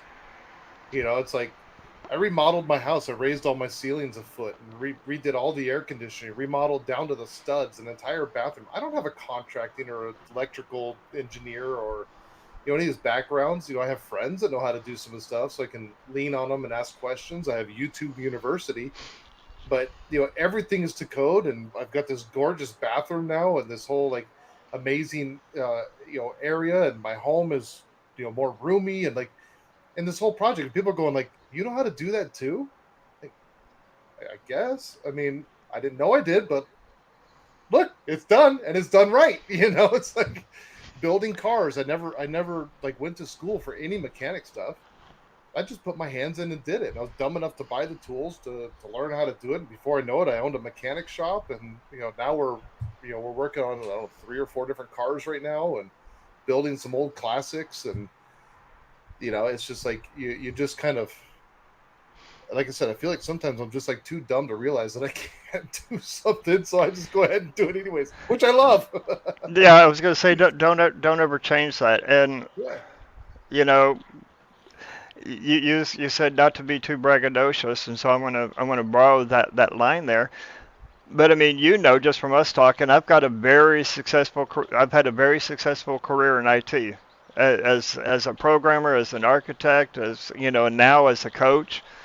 And they pay me really good money to coach other people. My client pays me really good money to coach their teams.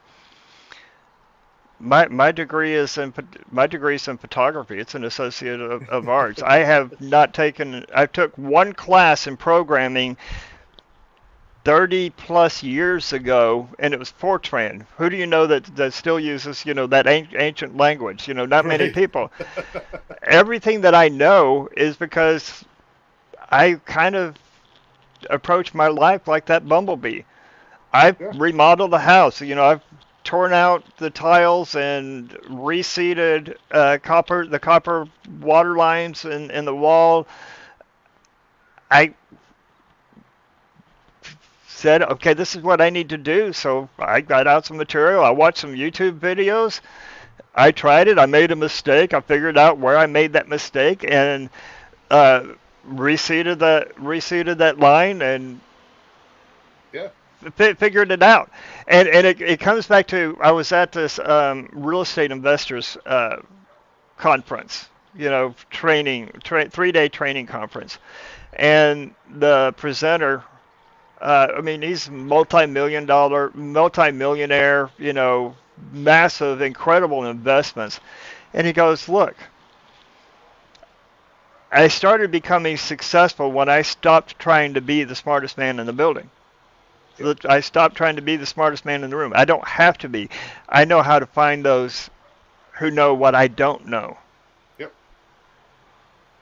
Yeah, and this isn't to get political at all, but I mean, it's a name that I bring up. But whatever you feel about Donald Trump, I don't care. Set all that aside. The one thing that he's done very well in business is he's been able to find the people that are better than him in those different areas.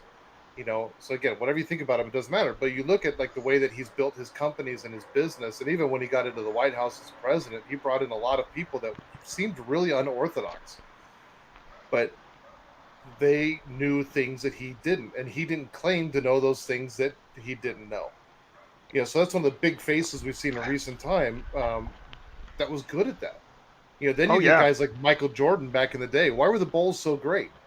Well, people say, well, because Michael Jordan was on the team. Well, no, it's because Michael Jordan led the team. It's not because he was on it. It's because he led it. It's because at that final second, he gets the ball to Paxton because he knows everybody's going to be around him because the expectation is for Michael Jordan to take that final shot to win the game, right? And he goes behind the scenes and talks to Paxton and gets him hyped up and gets him built up, and he builds the man to take the shot and puts the confidence into the man that didn't have the confidence 2 minutes prior, and they feed him the ball and he takes the winning shot, right? It's like What those are the people I, that we want to be. what one of I could not agree more because he made everybody else better because he incorporated the team. I mean, Correct. and look what he did with Dennis Rodman. Dennis Rodman, his basketball skills, comparatively speaking, even to John Paxton, were not that great. But yet he knew that he could take that wild, off the balance shot and get it up there. And if he missed, that Rodman was going to be there underneath, grabbing that rebound because he brought the entire team in. And that's what makes a good leader as far as a good manager. A good leader is going to know how to empower his team and make his team feel empowered. To Rodman knew that he could crash that board, and that's what he did, and that was his role, Yep. and grab that rebound, and either shoot it back out or put it back up with a 100% guarantee it's going to go through with a dunk. Yep. And that's such a valuable skill set that is learned. That's not a skill set that comes back naturally. People he didn't come out Jordan didn't come out of the womb going, I know exactly how I'm going to lead a team to three consecutive NBA championships by leading. No, he had to learn those skill sets of how to do that. So another great analogy there. Yeah, the great thing. So to me, it's like I just hired a new executive assistant 2 months ago, and it's funny because when I bring somebody on like that, they go, well, "What's my job? What do you need me to do?" I don't know. Figure it out. Like, you're here to manage this team. You're here to put this together. I need you to look at the organization, see where the holes are, where the problems are, fill them, and come up with processes to make this more effective and better. Uh, if I knew how to do that, I wouldn't need you, and I wouldn't have to pay you all these dollars every month. So I don't know. Spend a month looking at the organization. Tell me what you need. I, it's not about what I need. I need this to be a well-oiled machine. You're the person that knows how to oil the machine. I just know how to build it and run. So you're the maintenance man. Come in and do the maintenance. I need you to sit. I need you to observe and see and tell me what it is that Yeah. I need based upon your experience. That's why I brought you in. Yeah, I just did the same, and she said the exact same thing to me. Of well, I need you to tell me what it is that you need me to do. It's like I don't know what it is that I need Uh-huh. you to do. Yeah. If I knew what it was that I needed you to do, then I'd be doing it myself. Yeah. I hired you to tell me what to do, not for me to tell Yes. you what to do. Like, I own it. I take the risk, and I'm out there making the income. But you need to support me to make more income. What do I need to do to be more efficient and profitable? Hey, I have no clue, man. I'm just out there bouncing off the walls, doing what I think I should do. So it's like she's The done the great. Well, yeah, and the moment that I knew that I brought in the right person was when she told me, "You don't need to be going out and doing this event because you've got a podcast that needs to be recorded. You have given your word that it's going to be done. You need to stop, slow down a little bit, and get this done." Yeah. And I'm sitting there thinking, I got to go, go, go, go, go, go, go, go, go, go, until my body says no, no, no, no, no, no, no. Yeah. And she's saying, slow down, stop. It's okay. It's okay. There's things that you're not doing that you need to do, so this can be put off to the side. Yeah, the work will be there tomorrow. You'll be okay. It Mine tells is. me, "Did you eat today?" Oh, I forgot. She does the same as well. Brandon, you need to stop and eat. I scheduled it into your day. Fine. I'm eating. I'm not selling. So, what is your region, your area that you represent? I know that you're out in Arizona. What is your area of coverage? So my primary states are going to be Arizona, Nevada, Utah, New Mexico, and Colorado. For the majority of my brands, I do stretch into Nebraska, North South Dakota, Wyoming, and Montana. That's handled mostly at the shows and by phone. Um, so the travels are up there in the Utah, New Mexico, Colorado. I just got back from Vegas a couple days ago. Week and a half, I think it is. I'm heading to Colorado. Um, my Colorado tour. I'm weird. I like to drive. So I don't fly to my territories. I actually enjoy driving them because it gives me the full freedom, and also I can't smoke on a plane, so I can smoke in the There car, you go. right? So it's 4 or 5 cigars to get to my first stop in the morning on getting up to Grand Junction, Colorado. Then it's 3 cigars back into Denver or down to Fairplay, and everything's by cigars. How far is it? How long does it take you to get to Vegas? I don't know, 2.5 cigars. Um, so everything's based on that for me. But I thoroughly enjoy that. That trip's 2,800 miles in 8 days, running that trip. Um, by the time the trip's over, I am ready to be home. Um, so it's a fun trip. You'd asked me earlier too, and I skipped past it, and I apologize. But the brands that I represent, we have Espinosa, Ipicarillo, Casa Cuevas, Warfighter, Patina, which is a hat that I'm wearing. I've got APS Sereno, which is kind of a catalog company that most people would never hear of. Gran Habano, been around forever and a minute. I work with Lotus and Vertigo accessories, so do lighters, cutters, and then they have a whole line of sunglasses for the convenience stores and head shops and all that kind of stuff.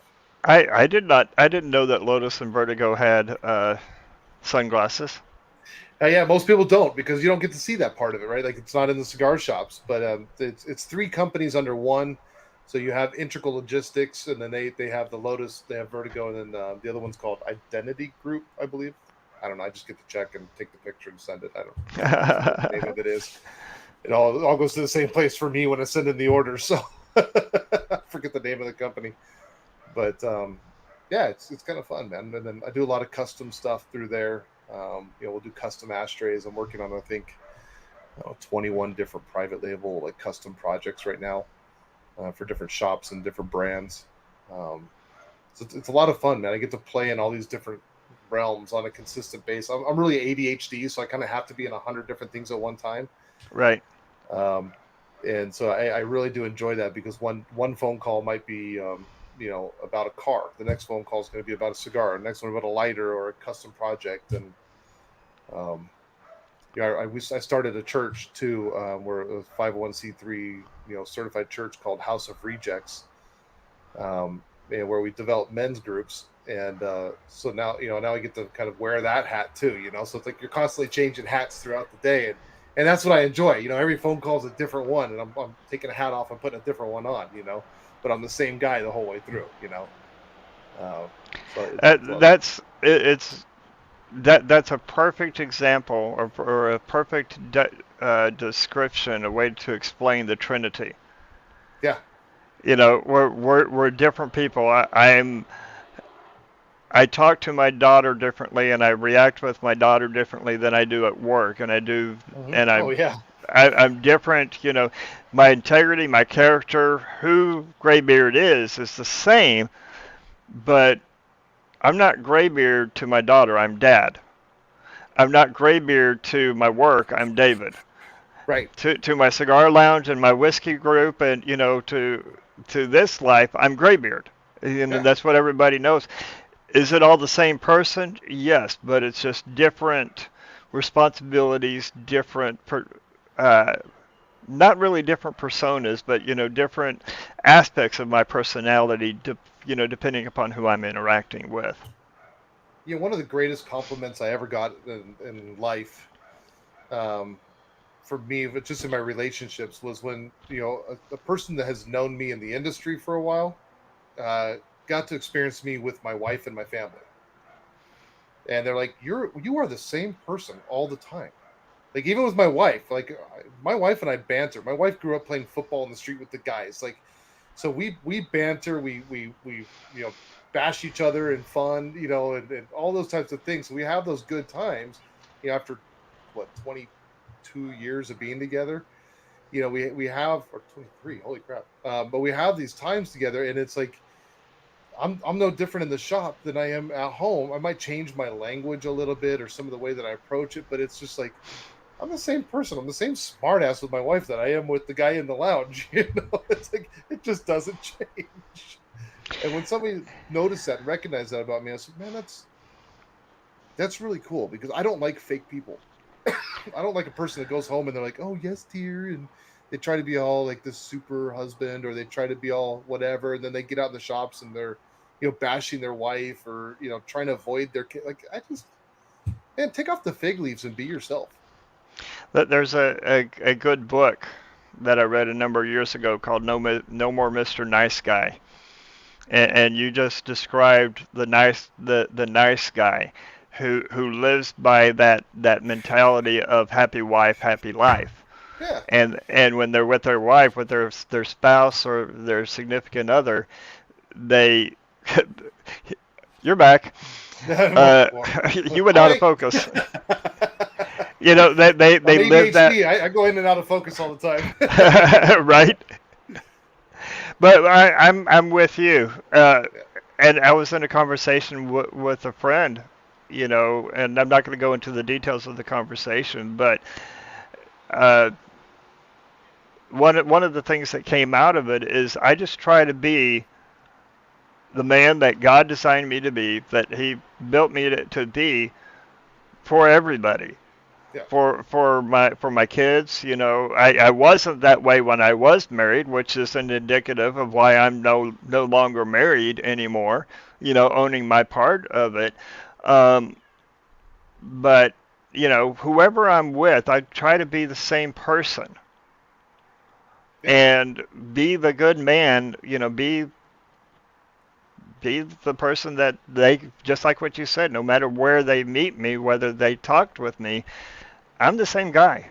I'm just me. That's it. Yeah. I'm not here for you to like me.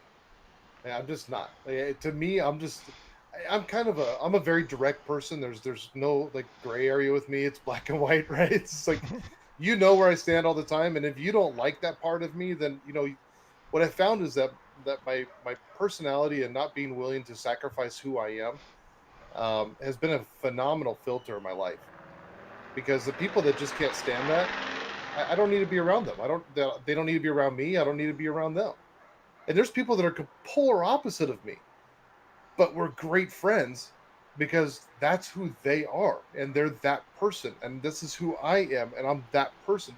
I have good friends of mine that annoy the living piss out of me, man. Like I could take them in limited quantities, but that's just who they are. Yep. And they are that person every way they go. And I love and appreciate and respect the living piss out of that. That I don't get my like I said, I'm not here for you to like me. Now I'd like to think I'm a likable person, and I'm kind of like a fungus. I grow on you. But it's I just don't see the point in sacrificing who you are to try to appease or please someone else. Like it doesn't make When any you sense do, to me.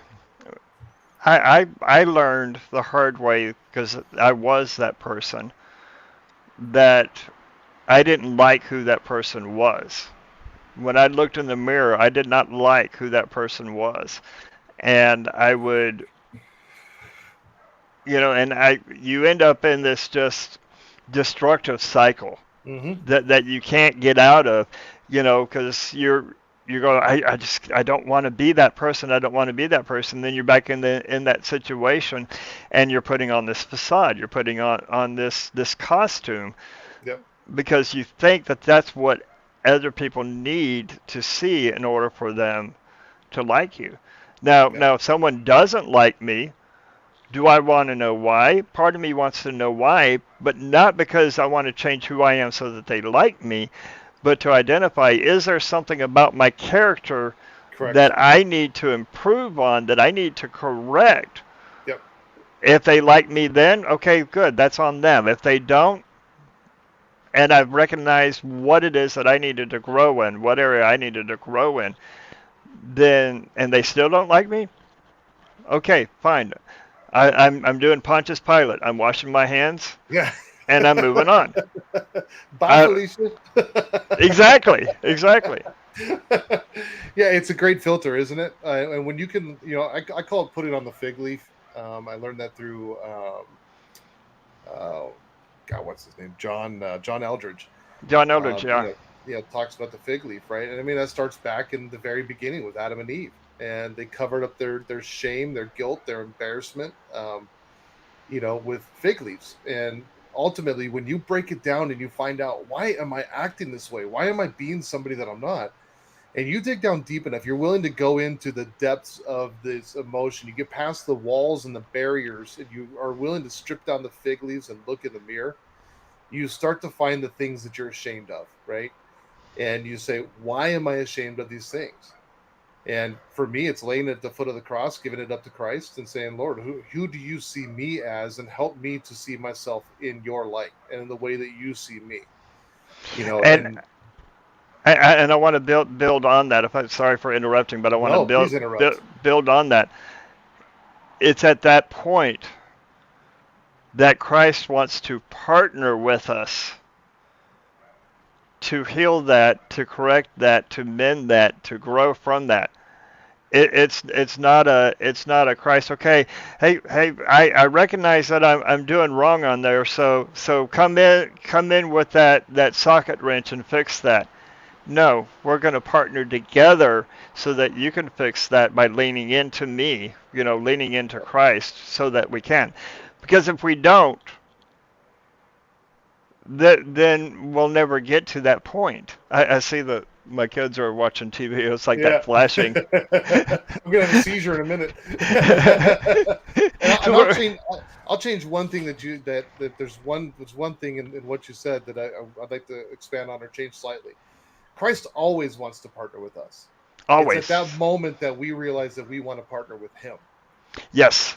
Yes. And I think that's the important mindset to be on, because for me growing up, I had a rough, interesting childhood, and if you want to hear that, I got Steve got all that out of me in the Holy Smokes podcast. He got me crying on that show. I'm telling you, like I let everything go on his podcast, man. It was He holy crap. did me too. He did me Yeah. too. Uh, but I look back on that, man, and I remember leaving the church and just being so angry at God. And why did you leave me? Why did you ditch me? Because my pastors did, and they were supposed to represent Him, and all these things, right? And when I came back, when I came back, God said, "I've always been there for you." Did you remember this moment? Do you remember that moment? And now I see those things that I went through, how He uses those to bless others and how to bless me with all of those things I went through in the past. So it's me partnering with Him, saying, "Okay, God, I'm ready to submit to Your will. Show me what You can do with all of these." I mean, literally, David, when I was driving down the freeway before, this is what started my brokerage, which driving down brokerage was driving down the freeway with my best friend's son, and he says, "When are you going to give it up?" I said, "What are you talking about?" He goes, "When are you just going to give it all up to God? When are you going to submit?" And I don't remember looking at the freeway driving to Ambassador Cigars to meet Oliver Nouveau. I was headed there, and it was God's reason why I was there, right? Um, and I just said, "You know what? You're right." And I had tears in my eyes, man. And I just said, "God, this is yours. If you think you can do so," literally, I said this, "if you think you can do something with this piece of crap life, with this dirty, broken, just junk of a life, if you think you can do something with that, go ahead. I dare you. Go ahead." Oh And it wow. is at that moment that God says, "Okay, hold my beer. Probably hold my wine. Hold my wine, right?" You know? And introduces me Oliver Nouveau, and I start this brokerage. And I'll tell you this, man, some of my greatest meetings that I have, and they happen almost daily, and I've sat there in Colorado Springs with Veronica in the basement talking to her in her office, and we're not even talking about cigars, we're talking about my daughter or my life or a friend of hers or something we've gone through, and we're literally in tears. I'm here for a sales meeting, and we're crying about things that are going on in our life together, and it's just like, and it's all centered around Christ, and I'm going, man, I was just like, I always believed that tools didn't work unless you cussed at them. And I'm listening to Rammstein, and I've got this shop, and I'm trying to do everything on my own, and I got this, I'm a man, and I can do it all. And then, like, now here I am in tears for a sales meeting. It's just like, holy crap, what a difference, right? When you allow God to come in and work in your life, it changes every single thing. And He will guide you. There was a point I wanted to drop a brand at the end of last year, and I got into it with the brand. I'm still with them because God said, "Not yet. Watch, just wait. Watch, be patient, my son." So, okay, all right. I love it when hearing stories like that when people realize that we need to step back and we need to wait. And I was talking with my son earlier today, and he's mad, and he say, well, God just doesn't isn't answering my prayers. And and I came back and I said, John, have you ever heard me or your mom say no when you asked us for something? And he goes, well, yeah, of course. And I said, did we answer your prayer? Or did we answer your question? He goes, yeah. I said, well, have you ever heard us say, wait, not yet, maybe, give it some time? Yeah. Did you like those answers? No. But did we answer it? Yeah. Did you see why we answered it? Well, yeah. I mean, I wanted to buy a TV and you wouldn't let me buy a TV, and when my tax return came back, I was able to buy the TV. I said, yeah, when you're thinking that God's not answering your prayers, He is. Just some of those times it's a wait, not yet, hold on. No, this wouldn't be good for you. And we will say that God isn't answering our prayers because the answers aren't coming back the way we expect them to be, but they're coming back the way we need them Yeah. to be. And there's that difference in there Oh that yeah. a lot of people don't realize. They don't understand it. They treat their prayer life, or they treat their relationship with Christ as they're sitting down at a restaurant and they're talking to the server and saying, I want this, I want this, I want this, and I want this, I want this. Now go and get it for me. Yeah. I, Yeah. I want I want a different job. Now go and get it for me. Yeah. Yeah. Try changing your prayers, Try changing. Yeah. because it's not about what you want. It's about learning where God wants you and hearing Him. Because at the end of the day, when your prayer life changes from God, I want that Lamborghini in my front yard, to, you know, God, do you want me to have this Lamborghini in my front yard? Or to God, where do you want me? And I think as men, we struggle a lot with that, Oh, because absolutely. we like that immediate gratification. We're men, right? We like closure. I always tell people, like, you can tell the difference between men and women is very clear, because we carry wallets and they carry purses. The great thing about a purse is they have everything you could ever need. Like, you're like, do you have a 9/16 wrench? And they have it somewhere in that purse, but it takes them 20 minutes and they have to dump their entire life out on a table to find it, because nothing is organized and nothing is put in place. But then we as men, we have our wallets. Our cash goes right here. We know, dude, you can tell me exactly where your ID is, where what credit card is, what credit card does what. You have your space for every single thing in that wallet. And when it gets overloaded, we take everything out from that section that's overloaded. We go through it and we realize, I don't need any of this junk. And we set it aside, throw it away, file it away, and it goes into its place. Right? Right. That's what we do as men. We compartmentalize. We organize. We like things to be finished. So the problem is that when we pray these things and we say, Lord, I want this, I want that, and Lord's going, like, God's saying to you, like, yeah, the timing's not now. You're not ready. You know, uh, we don't like that, because we want that closure. So What I one of tell the I tell I tell my friends this story, and it's one of the things I talk about with our church groups a lot, is that we like to run ahead of God because we have an idea of what He wants for us, or what we think He wants for us. Really, it's our idea, but we just say it's what God wants. And we can see across the street that there's somebody that's in need, and we want to run over there and help them. And God says, I want you over there to help that person. And so we go, thanks, God. And we go. And we get hit by a bus. Boom, going across that street, we get nailed, right? And we go, God, you're up at the pearly gates going, God, what happened, man? I thought you wanted me. I heard you tell me you wanted me over there helping that person. And He looks at you and says, yes, my son, but you didn't slow down to hear what I needed from you. Because had you walked to the light, there was somebody at that corner that needed you to help them across the street. And you would have waited for that light. You would have helped that individual cross that street. And when you got across the street, there was a cat in the tree that I needed you to get down on your way to that. And that would have taught you the lesson that would have helped you to actually go over to that person and give them what they needed from me, so they could have seen me and seen my kingdom in the best way, because you would have learned your lessons by helping that lady across the street and get that cat out of that tree. But instead, you ran ahead of me and you got hit by that bus, and you want to blame me. It's and because you didn't listen. and and the empowering feeling that you get when you slow down to stop and listen Oh, is greater than any other feeling that you will ever recognize. yeah. The scariest thing I heard from God, I was sitting there in my men's group, and we're talking, and we're praying, and I hear God tell me, He's like, I want you to give up your business. I'm sorry, what? I'm like getting the Q-tips out, cleaning, like, what's that, Lord? And He's like, you need to give up your business. And I remember, like, again, like, I can be an emotional person, right? But, like, that's a big thing. I'm in tears. Like, this is where I'm having success. Things are going great. Like, my family's, we're able to bless people. Like, things are going amazing.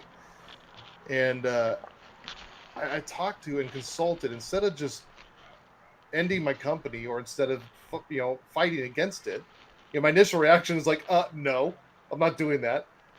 But I consulted with those closest to me, and we had a conversation, and through that I heard, and it wasn't even anything they said to me, but it was, no, my son, I want you to give your business to me. And what that meant was is that I was going astray, and I was running this business on my own. I was not running the way that he was guiding me and where he wanted me to go with this. And a big part of that was finances. And so, growing up with my dad as a financial planner, money is everything to me, and I didn't realize how much I was worshiping money over God.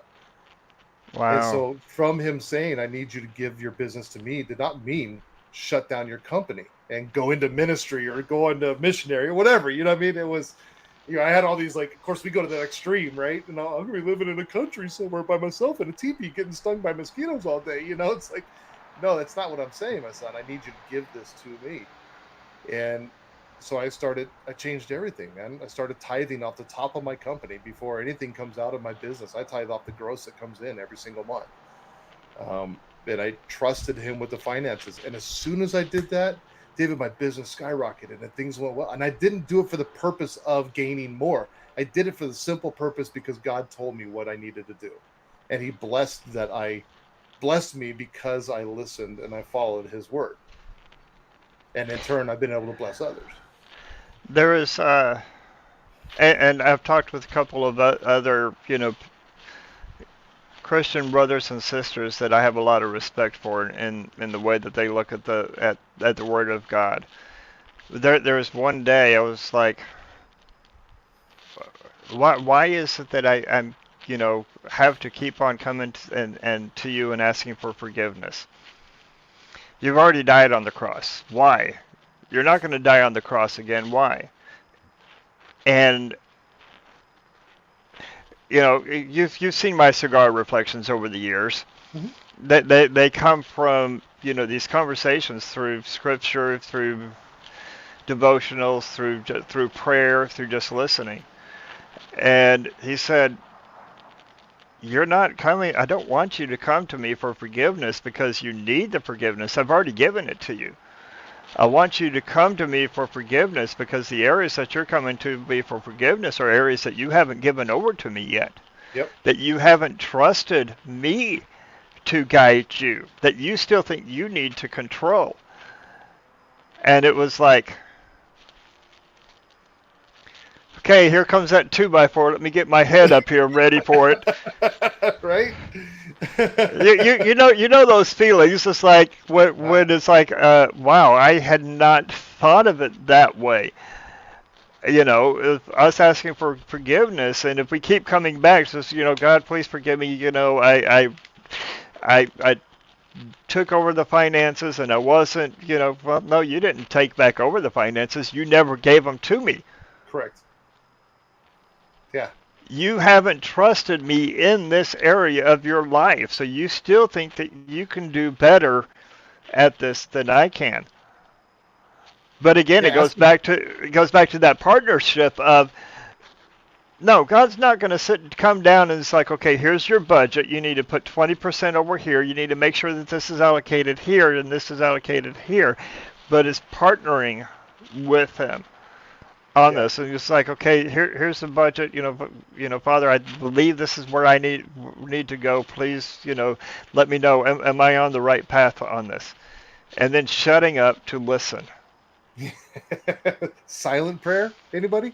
Silent prayer? Yeah. I think Brandon, forgiveness is more for ourselves, man. It really is. It's about a recognition. You think about, like, when you have your assistant and they come to you and say, "Hey, I messed up, and I'm gonna fix it, but I messed up, and I just want to let you know I'm taking ownership of this." And you find that when you have a person that works for you that does that, they typically do not make that mistake again. yeah, Because there's don't just ever let that self-reflection. person go. Yeah, Yeah, 100%. Yeah, keep them. don't ever Pay let them that more. person go. Pay them more. Oh, you messed up? Here's a bonus. Yeah, Retention with customer retention is just as important as employee retention. yeah, yeah, exactly. Well, this has been a great conversation. I so appreciate you coming on. It's good seeing you again, brother. For one, learned a lot about cigar brokerage. and what that means. Fascinating hearing your story about, how you came about it and what Cigar Mechanic means to you. So I, you know, heartfelt thank you for coming on and joining me on the show tonight.